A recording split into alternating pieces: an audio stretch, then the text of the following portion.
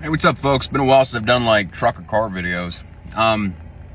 Tim Walz, Kamala Harris's VP choice. I've watched this guy at the current rally, and I feel the GOP would be very foolish if you underestimated the effect that Tim Walz is going to have on the Kamala Harris campaign.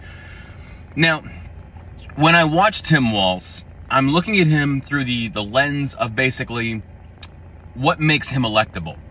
Well, number one, and this is why I feel like Tim Walz is very dangerous. Tim Walz, when it comes to campaigning with Kamala Harris, I'm not talking about policy. I'm not talking about moral principles that help shape and guide your political perspective.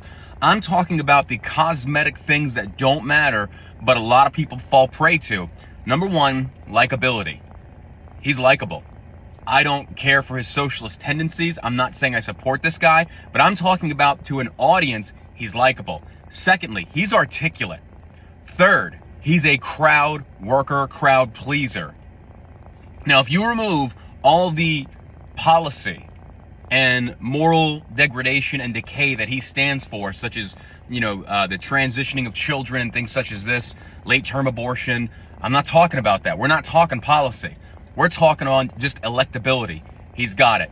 How do I know it's working? Well, number one, you look at Kamala Harris. She gets tapped so quick, and then you look at her numbers. She has skyrocketed. Her following has skyrocketed. She's rallying the left. Now, Kamala is not talking policy. She will not talk policy. She has the stench of a failed Biden administration all over her. She can't talk policy. She has nothing to run on. So what does that leave her with?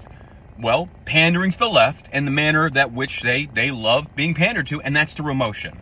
She's pandering through emotion. And now you stack this other guy on it, you stack Walz on it, and you've got two perfectly matched people that is an extremely leftist ticket, but they're pandering on emotion and not policy or principle. And it's working. The polls are reflecting. The Trump team, the Trump campaign needs to have a come to Jesus meeting, and you better figure it out, because your messaging, I'm sorry, the she ain't black, that ain't gonna cut it. The 2016 antics of the name calling and red hat trick will not win you 2024. How do I know? Because it didn't win you 2020. That's all I'm gonna leave it with. Do not underestimate this man. He's dangerous.